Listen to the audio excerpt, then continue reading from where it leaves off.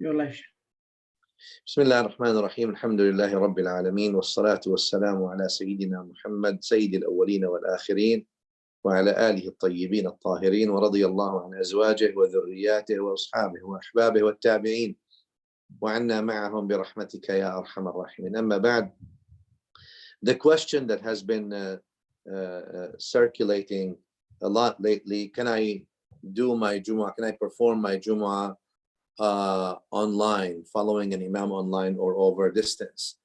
And we've written, I've summarized a small work on this, an innovative work on this, and we've made it available publicly back in March 20th of 2020, which was 26th of Rajab 1441 of Hijrah. Lakin, they said Sheikh would like to hear you say it or articulate it. So I'm going to try to go over it and then just to explain what things are. Pretty much, number one, it's very important to know that Jumu'ah, Salatul Jumu'ah, is a Sha'ira Zahira. And Sha'ira Zahira means it's mass public ritual. It is held in the house of Allah Ta'ala, where believers gather together, learn together, and learn from each other, and get to know each other, and spiritually uplift each other. And this may be obviously not the case when people pray at home. In general, all the various schools of fiqh we all have heard, all major schools of fiqh, do not see praying Jumu'ah following an imam over live radio, TV, or live internet as valid, and for various reasons. Everyone has their reason, but for various reasons, and most of them, if almost not all, recommend that one prays 4 rak'ah of dhuhr in place of the missing Jumu'ah until the situation resolves. However, there's an innovative work by my direct grand Sheikh Sayyid Hafid Ahmad ibn Siddiq al-Ghumari rahimahullah, who died 1960, where he actually argues the validity, back in the 60s, he argued the validity of praying Jumu'ah as Jama'ah behind an imam over live radio at that time, but still counts sort of as a Jama'ah. And granted, obviously, both are in the same time zone. And he put a couple of conditions. We'll go through them real quick. So I summarized some of the dalils he put, because the approach to this issue and many other issues in fiqh or in general, you go either to the texts, the Quran and the Sunnah, and the usul then, or you go to what the madhabs have said. And we'll try to deal with it first, like from a hadith perspective, and then we'll try to sort of cover some issues in fiqh that Sayyid Ahmad did not mention, because his work was more hadithi per se, and if the texts are there, basically, he did not view there's any texts prohibiting, let me put it this way, to say the least. The issue with all this, obviously, it's logical for people who are not trained in one school, which is a scientific methodology of deducing from the texts, to sort of, it becomes then very chaotic. And that's where scholars are very apprehensive about things like that, because they don't want to have a new talfiqi madhab that is just cherry picking from here and there, without any gradual or without any consistent scientific methodology, which is very important. Otherwise, it becomes all over the place from a traditional fiqh perspective. So the idea here is not necessarily to give, to do tarjih of one thing over another, and giving preponderance of one thing over another, or to wrong some or not. The standard classical fiqh view, obviously, is the non-permissibility of performing such a prayer over with an imam who is distant and not in the same masjid, for example, and over live radio or live internet. That's the standard. Obviously, you can imagine that this is amongst fiqh nawazil, the issues of new issues that happen. And fiqh al-nawazil, obviously, that you're not going to find the issue discussed in the old fiqh books for sure, because the old fuqaha did not have to deal with this issue in order for them to speculate on it and to come to conclusion. And that's very important to understand as well. And I think that's why Sayyid Ahmad rahimahullah went straight to the hadith and negotiated the hadith issues about, can we follow someone over the internet, over life radio back in the 50s and the 60s, the 50s actually, sorry, when it was happening. And he said, absolutely, you can. His book is available. It's called Al-Iqna' بصحة صلاة الجمعة في المنزل خلف المذياع. Basically the satisfying the validity of praying Jumu'ah at home behind live radio transmission, where an imam is leading. That's basically the name of the book. You can find it there. Interestingly enough, his brother, also another muhaddith, Sayyid Abdul Aziz, المحدث الصوفي المشارك, Sayyid Abdul Aziz bin Siddiq rahimahullah ورضي عنه, he deferred with his brother, his senior brother, and obviously Sayyid Ahmad was his senior brother and teacher, but he deferred with him because the Ghumaris do not believe in taqleed in any way, and following the text pretty much. That's at least what they base their school on. So he deferred with him. Sayyid Abdul Aziz radiallahu anhu died 1998. And he wrote a couple of books on this. One is called محاضرة النشوان في الجواب على سؤال عالم تطوان. And in this work, it's also available. He said he substantiated that because they asked him about, people in the villages, and sometimes the khatib, or the one who gives the sermon in Jumu'ah, is delayed going to a village. So, what do they do? Or, cannot make it to the village that day, rain or other things.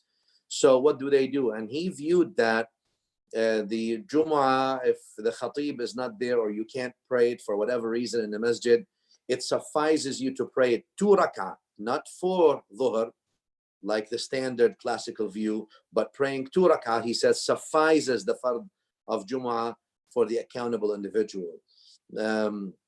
And he quoted some of the major fuqaha that have allegedly said this. So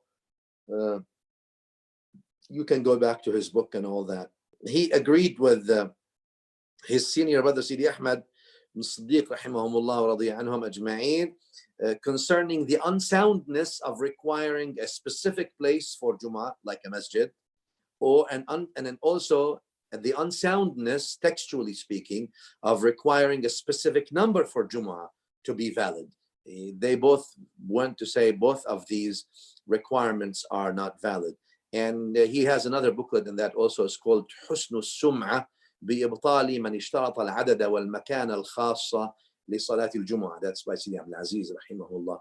Anyway, these are innovative works, as you can imagine.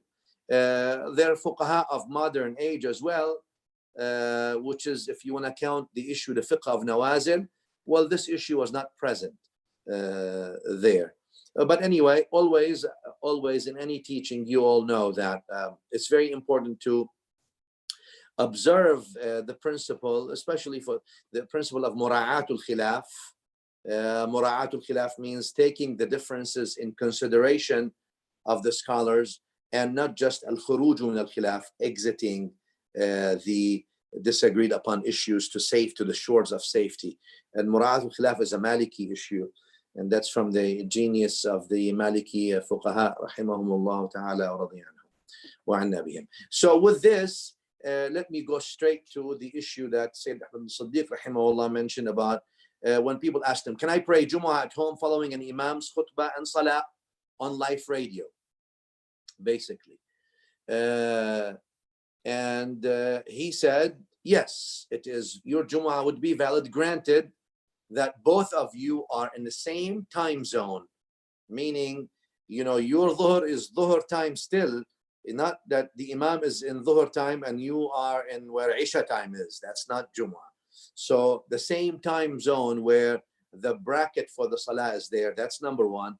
Number two, he also speculated or required that the muqtadi, the follower of the imam, must be behind him geographically speaking. So in respect to the qibla, meaning the imam is ahead, and even if the person behind him miles and miles and miles, but he's got to be behind him, not ahead of him. He required that as well. And he also required another condition. He says that the follower must have at least one other person with him forming a saf, a line together.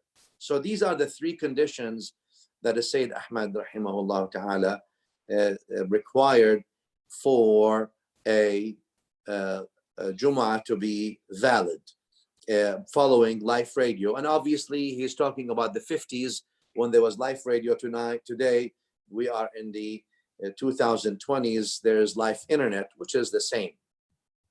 So he mentioned that some people objected that such fatwa renders the mosques closed on Fridays and people would remain at homes. And so he mentioned that the objection does not render their salah invalid, despite the act of being discouraged if it's not a necessity or if it's not for a temporary reason, right? So that doesn't make their the salah invalid, even if they intended that, for example, he mentions in that sense. Jumu'ah is like jama'ah in the aspect that it is fard, obligatory to some imams, and an emphasized sunnah according to other imams, right? Imams of fiqh. However, this fact did not lead people, Jumu'ah for jama'ah, for example, it's fard according to some, any jama'ah, and is not fard, emphasized sunnah according to others. But still, those who attend the jama'ahs will attend the jama'ah. They did not abandon the mosques, even though knowing there's another view on the issue. And their jama'ahs at home are also valid. And also that the objective of Jumu'ah is listening to the khutbah, right? And that's obviously disagreeing with Ibn Hazm and Shawkani, rahimahumullah, both of them who validated Jumu'ah with no khutbah. But so he mentions a couple of ayahs. Sayyid Ahmad obviously he mentions that when, for example, when Allah says في Surah Al-Jumu'ah, ayah number 9, يا أيها الذين آمنوا إذا نودي للصلاة من يوم الجمعة فاسعوا إلى ذكر الله وذروا البيع ذلكم خير لكم إن كنتم تعلمون. Which means, you who believe, when the adhan is called for the prayer of the day of Jumu'ah, then proceed to the dhikr of Allah and leave your businesses or your transactions. That is better for you if you only knew. He says, leave for the dhikr of Allah. The dhikr of Allah here means the khutbah specifically, and not the salah. And he mentioned many reasons, obviously, why it's not mentioned here. The dhikr doesn't here mention the salah, but mentions the khutbah. Another ayah في Surah Al-Jumu'ah, ayah number 11, where Allah Azza wa Jal said, وَإِذَا رَأَوْا تِجَارَةً أَوْ لَهْوًا انفضوا لها إليها عفوا وتركوك قائما. And if they see a business or transactions or amusement, they run to it and they leave you standing giving khutbah, ya Rasulullah.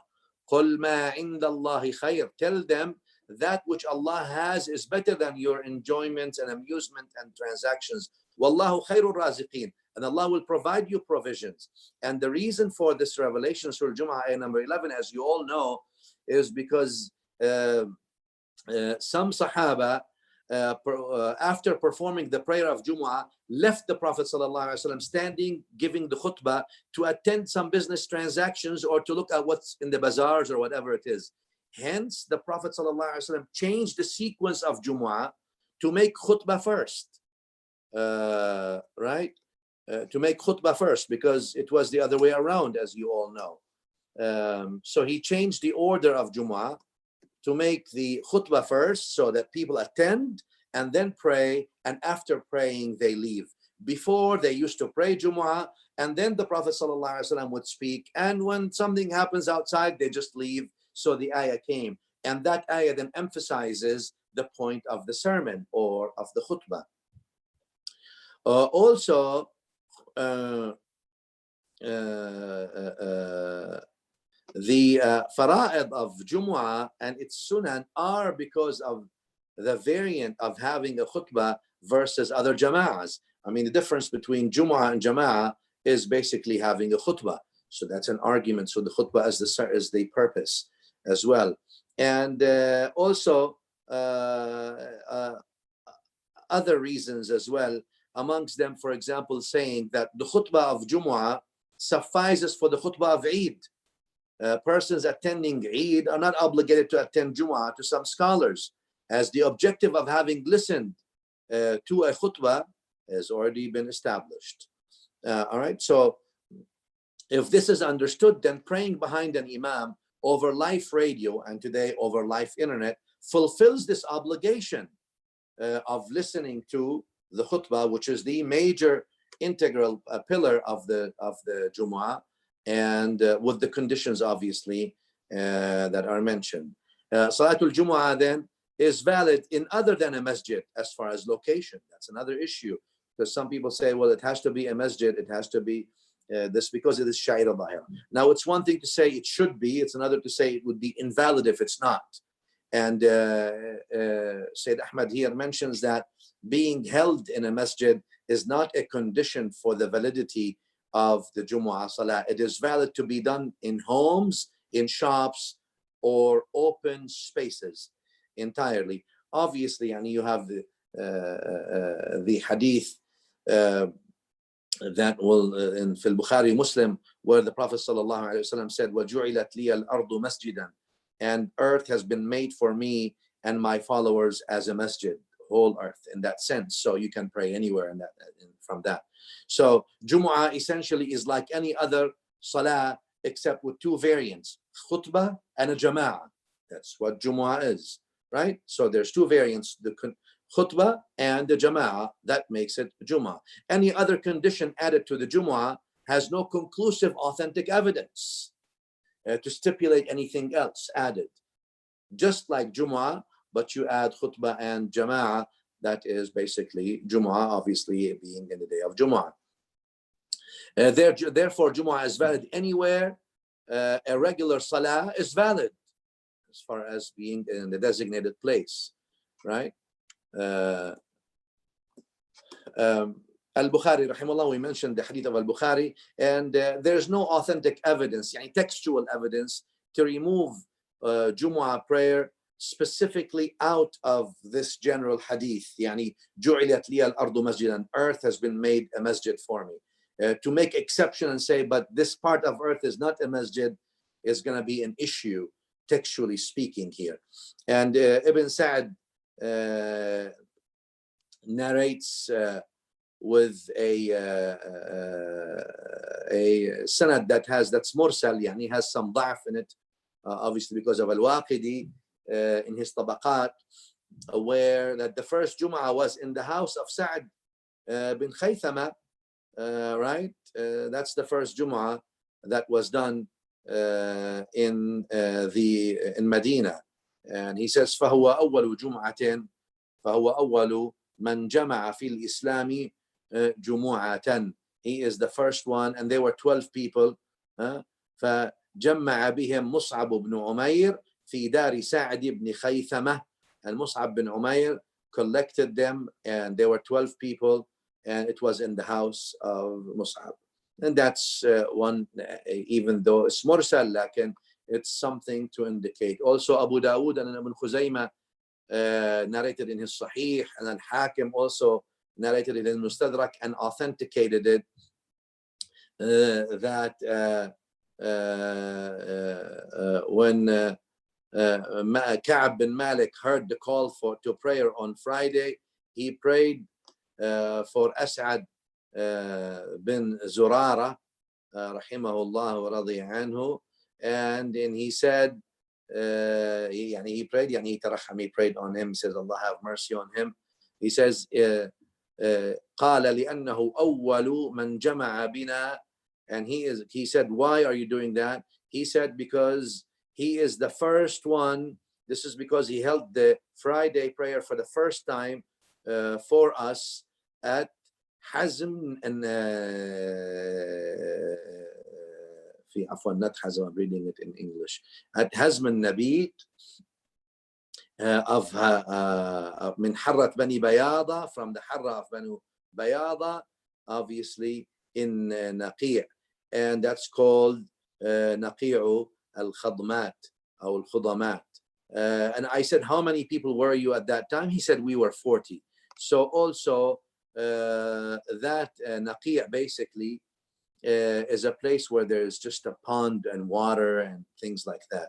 So Naqi' al-Khadamat is an open place, and it's not a masjid. It is a place where water accumulates in the winter and dries up in the summer.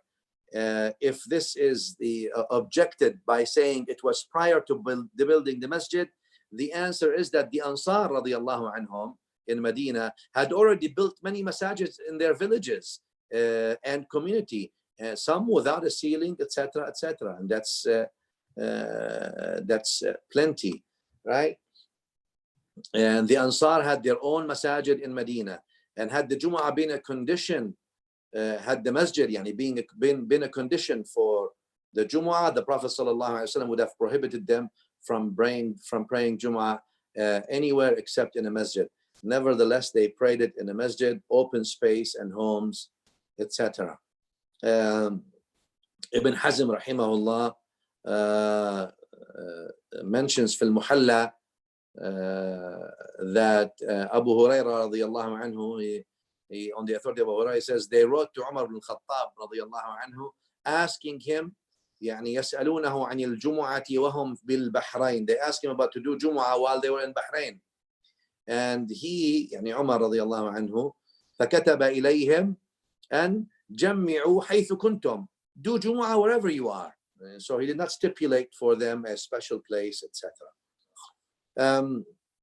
And similarly, Abdul Razzaq narrates in his Musannaf, rahimahullah, Imam Abdul Razzaq San'ani mentioned on the authority of, that he was on the authority of Salih bin Sa'id al-Makki, that he was with Umar ibn Abdul Aziz radiyallahu anhu, and he was in As-Suwaida, in a place called As-Suwaida, during his governorship over Hijaz. Jumu'ah time came in, and they prepared for him a sitting place, an open space basically. Al-Mu'adhin called for prayer, the Adhan. He came and sat on the sitting place, like a cushion that the governor sits in. Then they called the second Adhan. Then he addressed them, he gave a khutbah. Then the salah was called, and he led them in 2 units of prayer, reading loudly. Then he said, upon finishing, the imam can make Jumu'ah wherever he is. Al-imam yajma' haythu kan. Inna al-imama yajma'u haythu kan. That's what he says. And therefore, Ibn Qudama rahimahullah said في المغني, for example, he put a chapter, فصل ولا يشترط لصحة الجمعة إقامتها في البنيان. And Ibn Qudama rahimahullah says that it is not a condition for the Jumu'ah to be held within a building, within a city, within like this. It can be held in a desert or the like. And this is agreed to by Abu Hanifa, by Wal al-Shafi'i disagreed, rahimahumullah ajma'in. Also, Imam al-Nawawi rahimahullah said في شرح المهذب, for example, ولا فصل ولا يشترط إقامتها في المسجد. And it is meaning it's not a condition for Jumu'ah to be held in the masjid. It can be held in an open space so long it is within the city or considered as such. In Fath al-Qadir, obviously, Hanafi sources, you all know, he says, وَالْحُكْمُ غَيْرُ مَقْصُورٍ عَلَى الْمُصَلَّى بَلْ تَجُوزُ فِي جَمِيعِ أَفْنِيَةِ الْمِصْرِ. He says the ruling is not limited to the Musalla area, but it is valid in all spaces within the city or the great communion or community of people. And also في الروض النظير by Al-Allama al-Siyaghi rahimahullah, which is a Zaydi source of fiqh, he also mentions وَلَمْ يَكُنْ ذَلِكَ فِي مَسْجِدٍ فَدَلَّ عَلَى عَدَمِ اشْتِرَاطِهِ. And the Jumu'ah was not the Sahaba gathered to pray Jumu'ah in Medina before the prophetic arrival, and it was not in a masjid per se. Therefore, it shows it is not a condition. Right? And also he brought something by Shaykh al-Akbar, yani Muhyiddin bin Arabi rahimahullah, in his Futuhat, where he's saying فَإِذَا صَحَّتِ الْجَمَاعَةِ وَجَبَتِ الْجُمُعَةُ لَا غَيْرٍ. Wherever Jama'ah, congregational prayer, is valid, Jumu'ah, Friday prayer, is obligatory and nothing more. Then he moves to the permissibility of praying Jumu'ah outside of the masjid, following an imam who is praying inside of it. And so the imam is inside the masjid, the person is outside. And Ahmad and Abu Dawood both narrated on the authority of Aisha radiyallahu ta'ala anha, صلى النبي صلى الله عليه وآله وسلم في حجرتي والناس يأتمون به من وراء الحجرة يصلون بصلاته. يعني on the authority of our mother Aisha radiyallahu anha, she said the Prophet sallallahu ta'ala alayhi wa ala alihi wa azwajihi wa dhurriyyatihi wa sallam prayed in my quarter, يعني in my house, and people were following him in prayer from behind the quarter, following his lead. يصلون بصلاته. وأحمد رحمه الله, يعني الإمام أحمد وابن خزيمة in his authentic collection, narrated on the authority of Anas radiyallahu anhu, said that the Prophet sallallahu ta'ala alayhi wa ala alihi wasallam was praying one night in his house. Some of his companions came and prayed following his lead while he was in his house sallallahu alayhi wa sallam. He lightened his prayer shorter than then he entered the sleeping quarter. Then he came out and repeated this multiple times, praying, then leaving to his sleeping quarters. In the morning, they said, Ya Rasulullah, we prayed with you last night, and we like that you extend your prayer, you make it longer. He said, I knew where you were, that you were following, and I purposely made my prayer lighter. And he was in his home, sallallahu alaihi wasallam. They obviously had heard his prayer, so they just followed him through just the issue of hearing, despite that there's between them the house. Also, astaghfirullah, في مسند سيدنا الإمام الشافعي رحمه الله ورضي عنه, also where he mentioned that that Abu Huraira, رأيت أبا هريرة, he narrates a narration, رأيت أبا يصلي فوق ظهر المسجد وحده بصلاة الإمام, where Abu Huraira is narrated to have been praying on top of the masjid by himself, following the lead of the imam. Right? And the narration continues. He says, he brings another narration that's Musnad Shafi'i. He says, رأيت أنس بن مالك, I saw Anas bin Malik praying Jumu'ah in the house of Humayd bin Abd al-Rahman bin Auf, فصلى بصلاة الإمام في المسجد, and he prayed with the prayer of the imam in the masjid, yani following the imam's lead. وبين بيوت حميد والمسجد الطريق, and there's between the house of Humayd and the masjid there's a road, right? So, and that's narrated also by Abdul Razzaq's Musannaf, right? عن هشام بن عروة عن أبيه عن عروة بن الزبير, يعني he says, we came one day في مصنف عبد الرزاق فوجدنا المسجد قد امتلأ فصلينا بصلاة الإمام في دار عند المسجد بينهما طريق. Right? So we found the masjid full, so we prayed in the house next to the masjid. There's just a road between them. So because that all shows you the issue of what? The issue from a hadith perspective, the issue of is being in saf, yani congregation, being in a line, is that a shart? Is that a condition for the validity of the salah? And if it is a condition, is it shartu kamalin or shartu sihha? It is a condition to perfect the salah, or is it a condition to make it valid? Perfection and validity are two different things. And from these ahadith, what you see Sayyid Ahmad is doing is saying that being in a continuous saf is not a condition textually. That's what he's trying to do, because that's where it comes, what it comes to basically. And the dalil of praying Jumu'ah following the lead of an imam from a distant place is the hadith that he brings, طبعا في الحديث البخاري and Muslim, the permissibility of praying. So since the permissibility of establishing of praying Jumu'ah is established from a short distance from a masjid, in a house of somebody, there's a road in between, and it's a short distance from a masjid.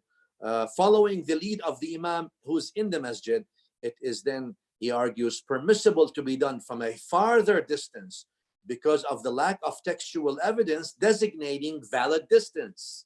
What distance is valid from the saf, from the last saf, or the last line, or from the imam? He says, in the lack of such textual evidence, it's an ijtihadi issue, and therefore basically that's what he's meaning. And the determining factor, he says, is seeing or hearing the imam, either seeing the imam or hearing the imam, or seeing or hearing those who convey the movement of the imam or the reading of the imam, right? And this is something that most fuqaha agree on the basis that, on the last issue that I mentioned, not the first.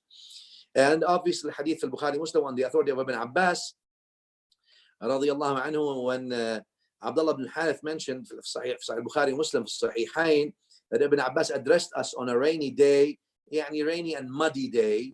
Remember, the roads were of sand, so they get muddy. And when the muadhin called for the prayer, hayya ala salah, يعني come to the prayer, Ibn Abbas ordered him to say, say pray in your homes, right?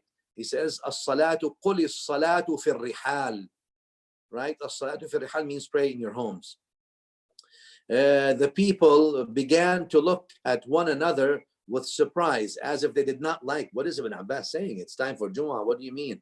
Ibn Abbas said, it seems that you thought ill of it, but no doubt it was done by someone who is better than me, meaning the Prophet sallallahu alaihi wa ala alihi wasallam.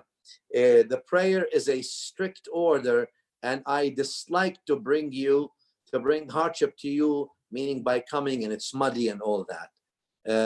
Or I did not like you to suffer hardship and come to the masjid covered up with mud to the knees. And Sayyid Ahmad brings that as in the Jumu'ah here, right? So which means what? Pray the Jumu'ah in your home is what he's trying to say. And this coincides with Abu Dawood's narration in his Sunan on the authority of Abdurrahman bin Mu'adh al-Taymi. قال خطبنا رسول الله صلى الله عليه وآله وسلم ونحن بمنى. The Prophet صلى الله عليه وسلم gave a khutbah while addressing us, and we were at Mina. نعم. ففتحت أسماعنا حتى كنا نسمع ما يقول ونحن في منازلنا. He says our ears were open and we were listening to what he was saying while we were in our homes. Right? Mina and homes. He began to teach them the rites of Hajj until he reached the injunction of throwing pebbles at the Jamarat. He put his forefingers in his ears and said, throw small pebbles, then commanded the Muhajirin to station themselves. They stationed themselves before the mosque, and then he commanded the Ansar to be behind them, and they were behind the mosque, and this is how people camped. That's basically what the hadith says. So he's trying to say that even people were in their homes and they were listening to the khutbah, and that's the point. عبد الرزاق narrated في المصنف عن معمر عن أيوب يعني السختياني رحمه الله قال بلغني أن ابن رواحة سمع النبي صلى الله عليه وآله وسلم وهو بالطريق يقول اجلسوا فجلس في الطريق فمر به النبي صلى الله عليه وسلم. So this hadith is saying that Ibn Rawaha heard the Prophet صلى الله عليه وسلم while he's coming to Jumu'ah, and the Prophet صلى الله عليه وسلم told them sit, told everybody to sit. So they sat, everybody who was in front of him. So he sallallahu alaihi wasallam then when he said that, Ibn Rawaha understood sit for everybody who heard. So he was in the road and he sat in the road. And the Prophet ﷺ, after he finished, he says, what happened to you? He said, Ya Rasulullah, I heard you saying sit, so I sat. I sat even in the road. And Nabi Sallallahu Alaihi Wasallam allegedly said, Zadak Allahu ta'a, may Allah increase you in devotion to him. Right? And he brings also another hadith saying, Al-Bukhari, Muslim, طبعا, both narrated on the authority of Abu Hurairah, رضي الله عنه, أن رسول الله صلى الله عليه وآله وسلم قال, Prophet صلى الله عليه وسلم said, إذا قال أحدكم آمين وقالت الملائكة آمين فوافقت إحداهما الأخرى غفر له ما تقدم من ذنبه. He says, يعني the hadith on the authority of Abu Hurairah رضي الله عنه, the Prophet صلى الله عليه وسلم said, when anyone amongst you utters Ameen, and the angels in heavens also utter Ameen, and the Ameen of the one synchronizes with that of the other, all his previous sins are pardoned.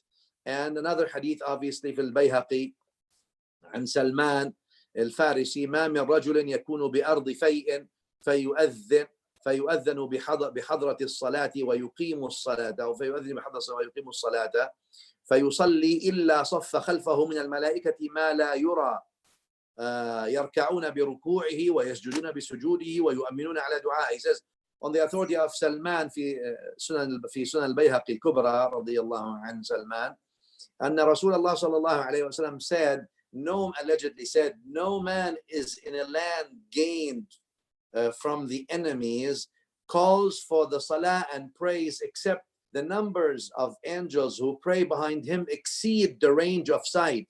They do ruku' with his ruku', and they do sujood with his sujood, and they do ameen to his dua. Right? And نعم. And البيهقي says الصحيح هو موقوف يعني على سلمان رضي الله عنه وقد روي مرفوعا, لكن الصحيح موقوف. Now عبد الرزاق رحمه الله also mentioned in his مصنف عن معمر قال حدثني من سمع عكرمة يقول, on the authority of عكرمة, the student of Ibn Abbas, a tabi'i, he says صفوف أهل الأرض على صفوف أهل السماء. He says the lines, the صف يعني, the line of the prayer of the people on earth are consistent with the lines of those in heavens, as if those in heavens make their lines according to those on earth. If the ameen of the people on earth coincides with the ameen of those in heavens, forgiveness is granted to the person. So that's also another hadith that's brought to say that basically there's no open space entirely per se if there's a jama'ah and the angels are until, you can't really see their ends. Another hadith also that he brings on the authority of Muslim, Jabir bin Samura, he says the Prophet ﷺ came out to us and says, how is it that I see you're lifting your hands like the tails of the headstrong horses? Be calm in your prayers. He subhanahu wa ta'ala, the narrator, astaghfirullah, the narrator, yani Samura, Jabir bin Samura, said, he then again came to us, yani the Prophet sallallahu alaihi wasallam, and saw us sitting in circle.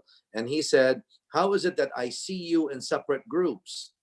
The narrator said, he came again and said the same. Why don't you draw yourselves up in rows as angels do before their Lord? We said, O Messenger of Allah, how do angels draw themselves up in rows praying to their Lord? He said, they make the first rows complete and they keep close together in the row, etc. And that shows you what he's trying to put here is that the angels follow the lead of the people on earth in their prayer. They line up, they say Ameen after the Imam on earth, despite the vast distance. And their salah is, they're following the lead of the Imam on earth, their salah is valid. And the distance did not make their salah invalid. And he mentions that this is a textual dalil affirming the view that he's having, that it is valid actually to pray Jumu'ah behind an imam over live radio, and in our days over live internet, let's say, feed. The permissibility also, he brings that the permissibility of Salatul Janazah on al-ghaib, you know, we pray sometimes janazah on the absentee, is a dalil for the permissibility of praying Jumu'ah following a distant imam. Because janazah salah is obligatory and it's performed from a distance in the case of the absentee, al-ghaib, like a Najashi, for example.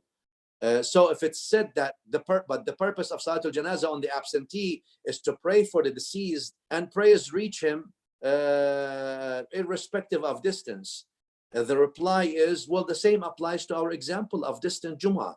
It is the extra of khutbah and following the imam's lead by hearing his movement during the prayer, and everything is the same.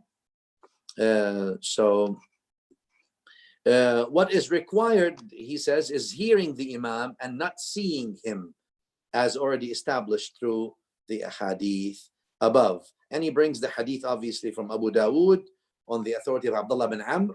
عن النبي صلى الله عليه وسلم allegedly said, الجمعة على كل من سمع الدعاء. Jumu'ah is obligatory on anyone who hears the call. So hearing here is this. And also brings the hadith of Muslim about the Dajjal, where the Prophet ﷺ said, Ya Rasulullah, وَمَا لَبْثُهُ فِي الْأَرْضِ قَالَ 40 يَوْمًا يَوْمٌ كَسَنَةٍ وَيَوْمٌ كَشَهْرٍ وَيَوْمٌ كَجُمُعَةٍ وسائر أيامه كأيامكم. قلنا يا رسول الله فذلك اليوم الذي كسنة أتكفينا فيه صلاة يوم؟ قال لا أقدروا له قدرا. So they said to the Prophet sallallahu alaihi wasallam, Ya Rasulullah, how long would the Dajjal stay on earth? He sallallahu alaihi wasallam said, for 40 days, one day like a year, and one day like a month, and one day like a week, and the rest of the day would be like your days. We said, Ya Rasulullah sallallahu alayhi wa sallam, would one day's prayer suffice for the prayers of the day equal to 1 year? And the day that's like a year, can we just pray for one? He says, no. Thereupon he sallallahu alayhi wa sallam says, no, but you must make an estimate of time and then observe the prayer, even for that day that is as long as a year. You don't just pray 5 times, basically. Wallahu a'lam. Then we come to the issue of qibla, and qibla, yani direction towards the Kaaba, was made obligatory when praying. Yet Islam waived that in nafil prayers, allowing the traveler to pray in whichever direction his camel goes. Standing up is an obligation when praying obligatory fard. Yet Islam waived it in nafil prayers, allowing people to pray while sitting and even laying down, for example. Islam omitted from the fard prayers 2 units and reduced it to half, and made the salah of khawf, salah of fear of harm, only 1 unit. Islam waived the obligation of fasting of Ramadan for the traveler until reaching residence. All these conditions are waived for a circumstance. Then how about less critical, and then how about less critical condition, which is going to be a masjid, to pray Jumu'ah? He says, if these conditions for fard are so important, yet they're waived, then how about then praying Jumu'ah in a masjid is much less critical condition than, for example, standing or directing towards the Qibla, or etc., etc. So he says that basically requiring it being in a designated place like a masjid is not sound textually. Then he mentions that he mentions 3 conditions for the salah to be valid, for Jumu'ah to be valid, following an imam over live radio transmission, and you're at home, let's say. And the condition, he says, united time zone of salah timing, meaning the imam is praying Jumu'ah in his dhuhr time, and you, wherever you are, you ought to be also in dhuhr time of the same day, not in asr time or not before dhuhr, etc., etc. Right? Because otherwise it would be invalid. Another condition is that the imam must be physically ahead, qibla direction wise, right? So the qibla is one way, the imam is closer to the qibla than the one who is following him wherever he may be, geographically speaking, right? Geographically speaking. Yes, geographically speaking. In relation to the imam must be ahead, geographically speaking, in relation to the muqtadi. And this means that the imam must be closer to the Kaaba physically than the follower or the followers over the live radio or live transmission. Otherwise, the follower would be ahead of the imam in respect to the Qibla or to the Kaaba, which may render he says it renders his salah invalid, though some scholars see it as makruh, discouraged only, not invalid. And we'll talk about that after the Sayyid Hafid Ahmad al-Siddiq rahimahullah finishes in his articulation. And the third condition, he says, also that the person should not be alone in forming a line because of the authentic hadith prohibiting praying alone. And that's also an arguable point, like the Sayyid Ahmad al-Siddiq takes it as right, because of the hadith of Tirmidhi, obviously, that عن وابصة بن معبد أن النبي صلى الله عليه وسلم رأى رجلا صلى خلف الصف وحده فأمره أن يعيد الصلاة. That the Prophet صلى الله عليه وسلم ordered a person who was praying alone to repeat his salah. Now, just before we finish, he brings another point. What if a transmission or electricity in the old days, and even nowadays in many countries, Allah help us all, what if electricity or transmission is interrupted?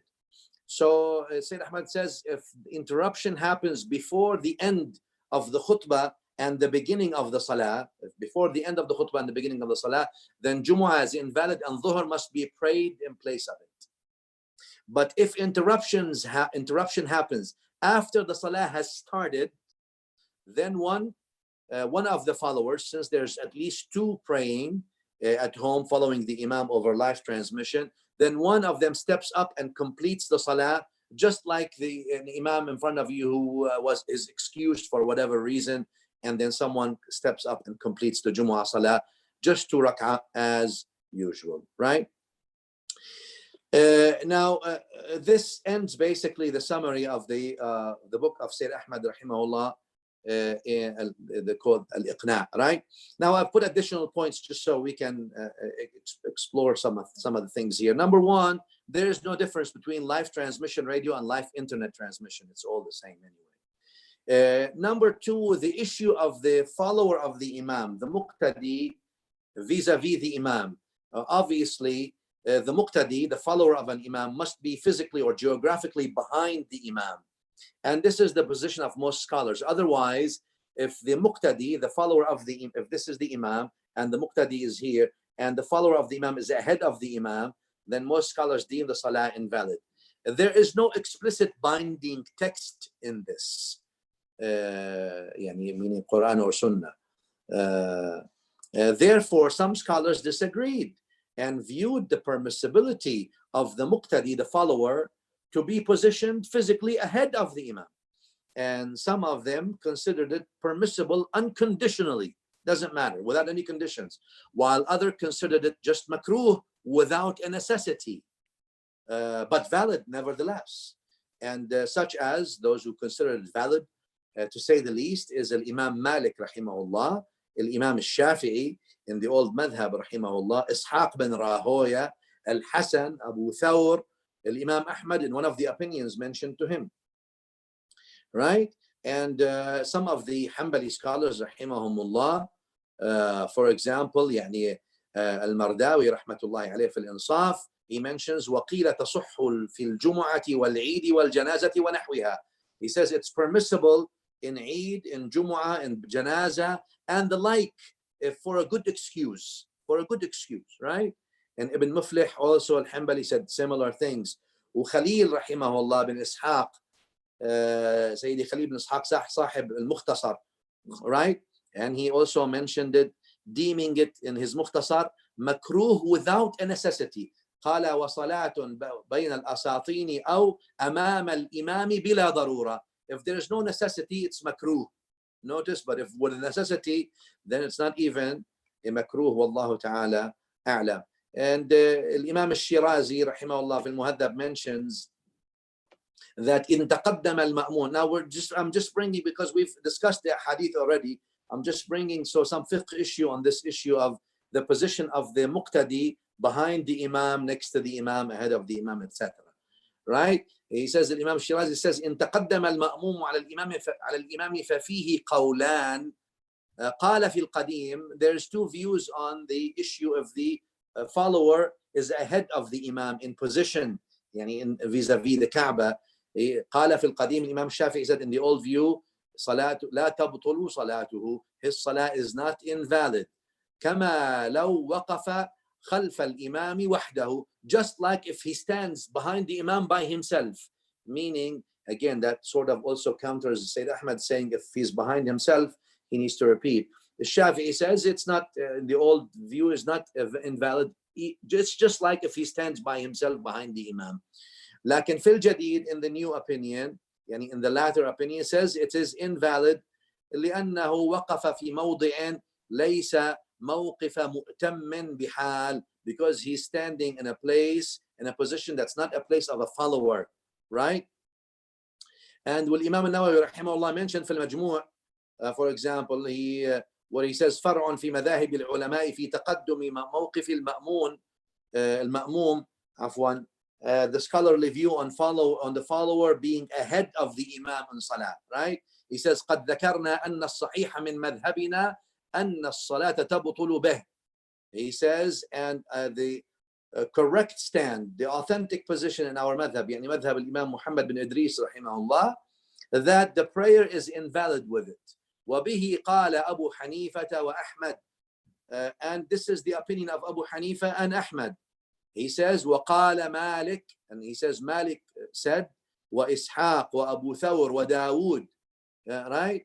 يعني الظاهري, يجوز, it is permissible, he says, for the imam to be ahead. هكذا حكاه أصحابنا عنهم مطلقا.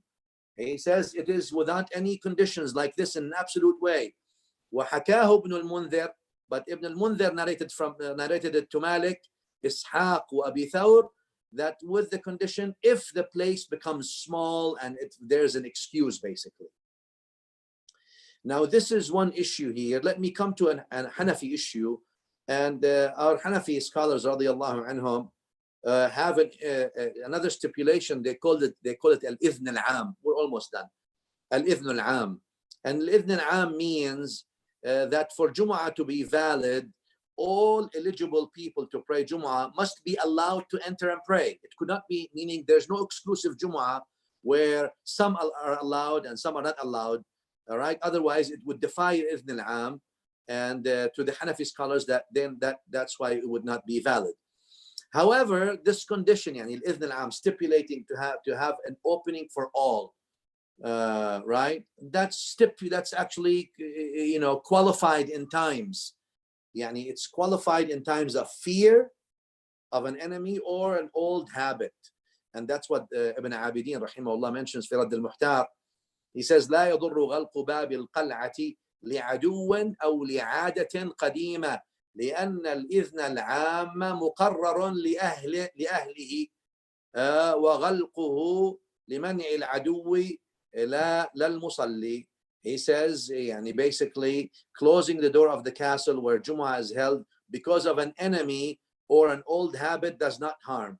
And one can argue, the enemy in the old days used to be a soldier with spears, and now it's a single-strand RNA virus, for example, that you can't even see. That's an enemy or fear. Again, I'm not trying to make any point here or to take you or give preponderance over one over the other, but we're trying to discuss the issue. The text, this text also may give an understanding that closing the doors in abnormal conditions may be valid, basically what the Ibn Abidin rahimahullah mentioned, and fear of an enemy there or an old habit. And furthermore, Ibn Abidin actually mentions further في الحاشية, he says وينبغي أن يكون محل النزاع ما إذا كانت لا تقام إلا في محل واحد. He says, but the disagreement about the Idhn al-Am is only if Jumu'ah is held only in one place in the city. أما لو تعددت فلا. But if there are multiple Jumu'ahs, there's no need for that then. لأنه يتحقق فلا يتحقق التفويت. أو يتحقق التفويت كما أفاده التعليل, because this way it's no more an excuse. يعني Jumu'ah is exclusive, so others cannot attend it. And in this way, Ibn Abidin rahimahullah ta'ala, he solved the problem, for example, in the old days for military recruits praying inside of their barracks, and it's closed, public can't attend. Or prisoners inside their prison, it's closed, public can attend. In addition, obviously, to the already established waiver of the Idn al-Am due to fear, right?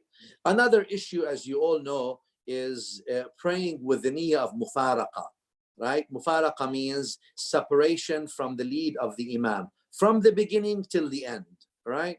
That you're actually moving with the imam that's praying and along with the motions, but you've intended to pray entirely separate. From the beginning, you're just reading when he's reading, you're doing your subhanallah al-azim, subhana rabbi al-azim wa bihamdi, subhana rabbi al-ala wa bihamdi when he's doing, but you're actually in your own prayer, you're just sort of, you're praying with the niyyah of mufaraqa, right? It's called. And obviously, whether the separation is due to interruption of sound and microphones in massive Jumu'ah, or during regular prayers, or other reasons on the basis of validity, for example, whatever. And that is because of the hadith al-Bukhari Muslim عن معاذ بن جبل رضي الله عنه كان يصلي مع النبي صلى الله عليه وآله ثم يأتي وسلم ثم يأتي قومه فيصلي بهم الصلاة فقرأ بهم البقرة قال فتجوز رجل فصلى صلاة خفيفة فبلغ ذلك معاذا فقال إنه كذا كذا كذا, right? يعني a man, basically, Mu'adh was leading and he used to read Surah Al-Baqarah. A man who was behind him left the rows of the praying people and continued a light prayer separately and left. And the Prophet ﷺ allowed that, and that's the basis on this. Separation from the lead of the Imam and continuing the Salah is not limited just to the above, but the above narration constitutes a legal foundation for this action in multiple reasons. Another reason, for example, is separation when the leading imam loses his wudu or something happens to him interrupting his salah, or if someone, for instance, is praying his fajr behind someone who's praying asr, for ikhtilaf al-niyyah here, right? That's what happens. Another issue here, yani, remember we've said from a fiqh perspective, يعني المسألة المناط والتحقيق وتحقيق المناط, understanding the manat of the mas'ala. Number one, to understand that the Sharia permitted in nawafil, yani people ask about Taraweeh, people ask about other things. If this is in the fard, which is Jumu'ah, and there is this exposition of issues of the dalil, the nafila or the nafil, extra prayer, Sharia made it, you can pray sitting, you can pray on your camel. The qibla is not obligatory in the entire salah, for example, except at the beginning if you do, or others, jama'ah, or together. And so the nafil is much less stringent condition than the Jumu'ah or than the fard salah. The manat of the mas'ala here, from a fiqh perspective, yani, is the connection of the lines of the salah condition for the salah, and obviously is the follower behind the imam, must he be behind the imam, and what's the distance? We mentioned that there is no text on the distance between the imam and the follower, and if these conditions, yani if the connection of a sufuf, of the lines, ittisal al-sufuf al-salah, is it, if they're conditioned, are they conditioned to validate the salah, or are they conditions, shart kamal, to make the salah, perfected the salah? And therefore, it's important to look at that. And maybe I'll just share with you before we finish just a couple of issues about the what, for example, Malik rahimahullah ta'ala, Imam Malik mentions في المدونة, for example, right? And he mentions, for example, في المدونة الصلاة under the الصلاة أمام القبلة بصلاة الإمام قال, يعني ابن القاسم, وقال مالك said رحمه الله ومن صلى في دور أمام القبلة بصلاة الإمام وهم يسمعون تكبير الإمام فيصلون بصلاته ويركعون بركوعه ويسجدون بسجوده فصلاتهم تامة وإن كانوا بين يدي الإمام. قال ولا أحب لهم أن يفعلوا ذلك. طيب. So he says if they pray in homes ahead of the Qibla, right? Ahead of the Qibla. They're living in homes ahead of the Qibla and the Imam is behind, but they hear the takbir of the Imam and they pray with him and they hear the takbir. So they do ruku' with him and they sujood with him because of the takbir. He said, فَصَلَاتُهُمْ تَامَّةٌ. Their salah is perfected even if they were ahead of him. He says, though it's not like لكن also he mentioned rahimahullah, there's more he mentioned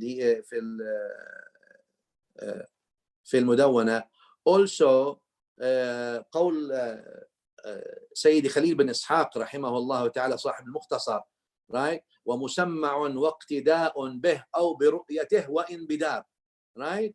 And the مسمع means here he's talking about that you can actually, the Imam can have someone who repeats his يعني Allahu Akbar, Allahu Akbar, says if there is a need for that, and it is permissible for the followers to follow this musamma, this man who is the repeater, right? And obviously the point is what? The point is that the iqtida here is based on what you hear. أو برؤيته. So either you see how the Imam is moving in the salah, or you hear how the Imam is moving in the salah. قال سيدي خليل قال وإن أو واقتداء به أو برؤيته وإن بدار. And even if it was hearing the Imam or seeing him, even if you are in a home separate from the masjid, whether the salah is fard or nafil,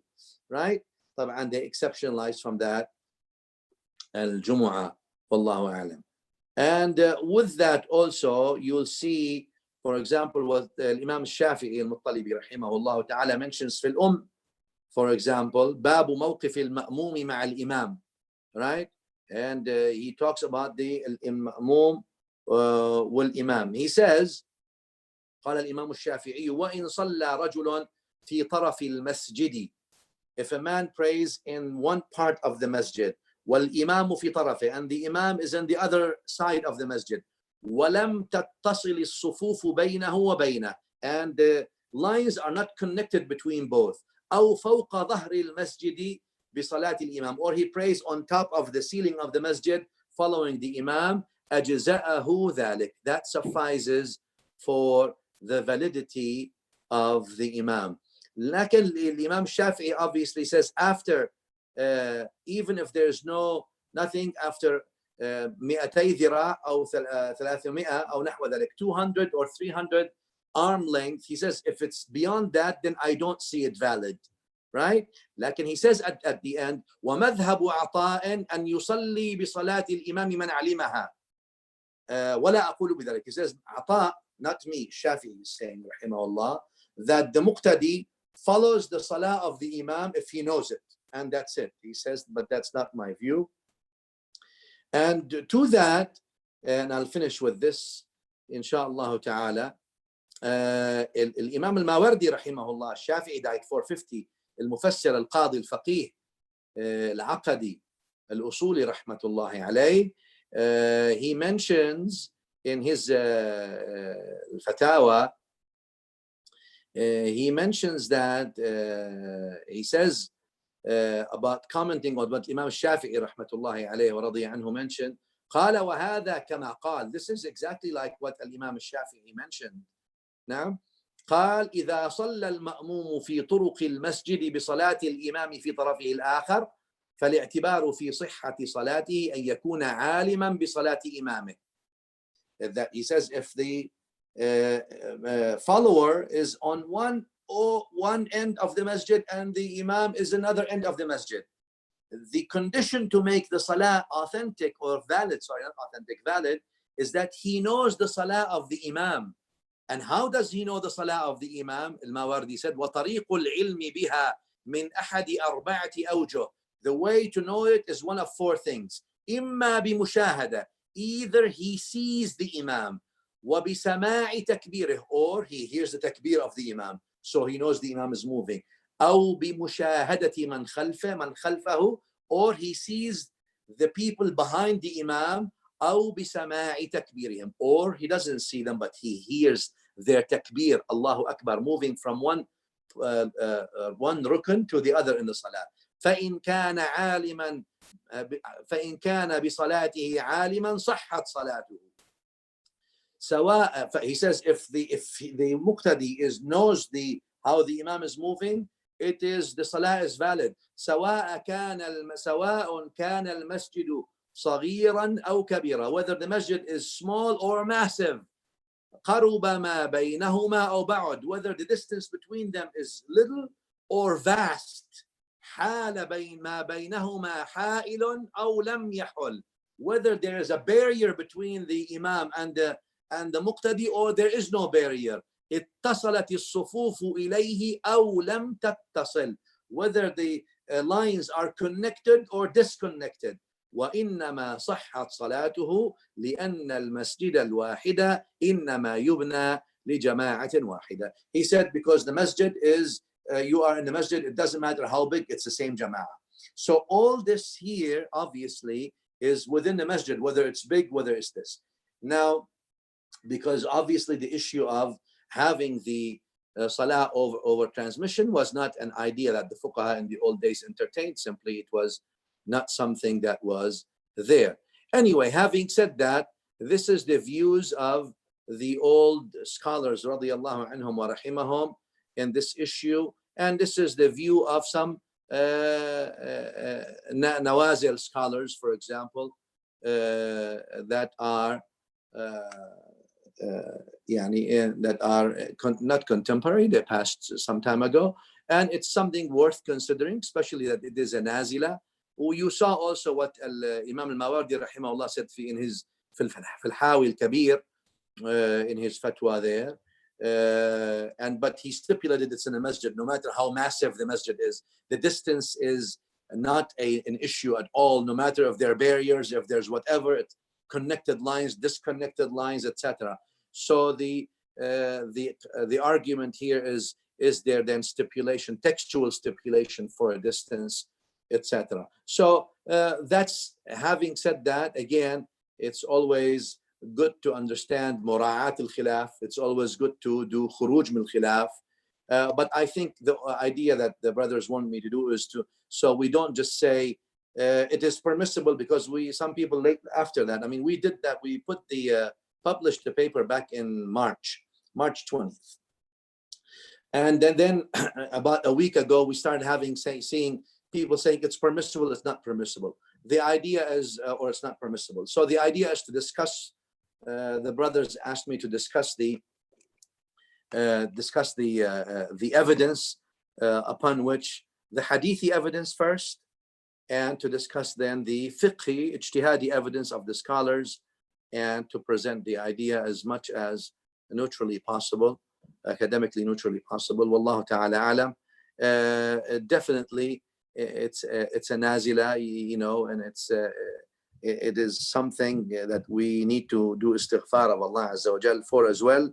And may Allah ta'ala bless, and may Allah ta'ala protect everybody. It is very important to understand, especially for people like us who live in the West, as a minority. I'm not saying that living in the West is bad or good.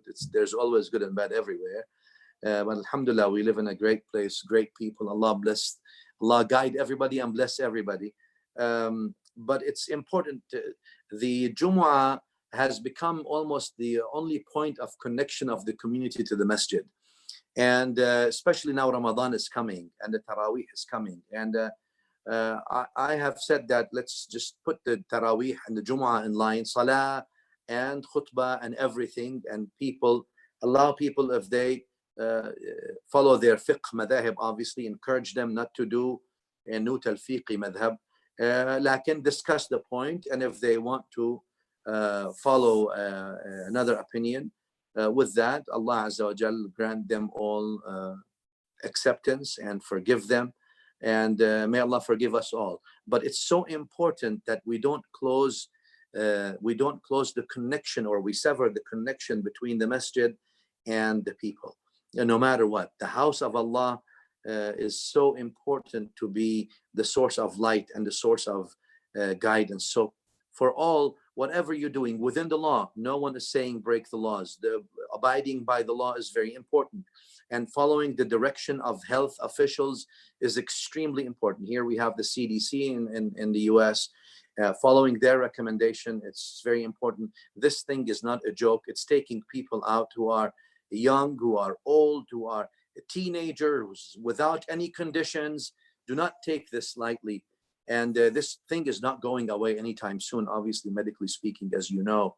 So to build this herd community means you know, there's going to be people who will be suffering, and unfortunately also loss. But I think, you know, again, governments in the world decide what's best, I guess, I hope, for their community and for the people, for their citizens. From our perspective, we need to abide by the law in the land we live in, and we need to also look at the health instructions, health center for disease controls, or any other ministries of health or Department of Health instructions, and at the same time try to do whatever we can possibly to come up, be creative, and ensure that the masajid are actually giving more and more, and Islamic centers are giving more and more. This is when people need more guidance, they need more dua, they need more spirituality. We're doing istighfar, and I'm happy with that, inshallah, and may Allah Ta'ala enable us to do more. The paper will be available on the websites that you see them, whether on the Instagram, Facebook, Twitters, etc. You can download whatever the paper that I just explained. And jazakumullahu khairan. Wa sallallahu wa sallam wa barak ala Sayyidina Muhammadin wa ali. Like I said, if this is in Jumu'ah, then the issue of Taraweeh, having it there, even if there's one person, if that's allowed by law, if there's two people, if it's allowed by law, if it's allowed, and if it's safe, take your safety precautions and health, pray it in the masjid, if that's allowed. If it's not allowed, again, with minding health instructions. If it's not, then do what you have to do. Pray it at home and air it for everybody to see. Let the Quran come. And at the same time, having said, let me just say this, since we talk about Taraweeh, let me finish. Taraweeh, the Sunnah Nabawiyah of Taraweeh is to pray it at home, just so we know. Sunnah of Sayyidina Umar radiallahu anhu is to pray it in the masjid. And that Sunnah of Umar radiallahu anhu was not enforced on all the Sahaba, neither the senior Sahaba radiallahu anhu. Many of the Sahaba, including Umar radiallahu anhu himself, did not always pray it in the masjid. And in fact, you'll have that in my book, Expressing Light, expressing the light and the birth of the light, sallallahu alayhi wa sallam. إظهار النور إظهار السرور لمولد النور. And I've discussed that the Taraweeh as mustahdatha, as something that the Sahaba radiallahu anhum, yani behind one imam in Jama'ah in a masjid, is something that the Sahaba radiallahu anhum, Sayyidina Umar specifically, did. And it's not the Sunnah of the Prophet sallallahu alayhi wa alihi wasallam. It doesn't mean that Sayyidina Umar innovated an evil innovation. As you know, it is that Sayyidina Umar radiallahu anhu saw that the prohibition was for a illah, all right? لِأَلَّا يُفْرَضَ عَلَيْكُمْ. I'm afraid if you were, because the Prophet sallallahu alayhi wa sallam prayed it only 3 times in Jama'ah in the masjid, 3 nights. And the 4th night, he told them, صَلُّوا فِي بُيُوتِكُمْ, go back to your homes. فَإِنَّ أَفْضَلَ صَلَاةَ الْمَرْءِ, the best of salah of the human being in his home. And he says in a condition, يعني here, إِلَّا مَنصُوص عَلَيْهَا, this according to the usulis, as you all know, the illah is textual. He says, I'm afraid it would be made obligatory upon you. So then Umar radiallahu anhu, when he became the Khalifa, and he's an Imam Mujtahid, he realized that, well, it's no more a fear that people will confuse what Umar does with what the Prophet ﷺ does, because wahi is no longer there, and therefore the illah is no longer here. Anyway, still at that time, of the time of Sayyidina Umar, he himself and Ibn Abbas, as in the authentic hadith, did not always pray it with them, and it seems that there are other reasons. I don't want to open the issue of Taraweeh now from a technicality perspective, but to say that the prophetic sunnah, and many of the Sahaba radiallahu anhum, Sayyidina Abdullah bin Umar used to say, to somebody, why are you praying it? You don't know how to read? He says, no, I know. He says, why are you praying it? And he said a word. He says, you know. So so he says, go pray it at home. So a Taraweeh is nice to be prayed at home. Sit at home, make your Taraweeh Jama'ah at home with your family. What a beautiful prophetic sunnah, revival of a prophetic sunnah that people have not actually been following oftentimes. No harm, especially for those who don't know how to read, those who read wrong, those who want to learn. Bismillah. The sunnah of Sayyidina Umar was received well by most of the Sahaba, not all, and received well by the ummah after that, especially for those who they don't know how to pronounce, they want to be exposed to the Quran being recited correctly, etc. Like, and please do not forfeit the prophetic sunnah as well. That's why it's important. And our mashayikh radiallahu anhum used to always tell us, even if you're doing it in the masjid, take some time to revive the prophetic sunnah of praying Taraweeh at home with your family. So I leave you with that, inshallah. وجزاكم الله خيرا, and sorry for being long. وصلى الله على محمد وآله والحمد لله رب العالمين. Ramadan Mubarak to all of you, inshallah.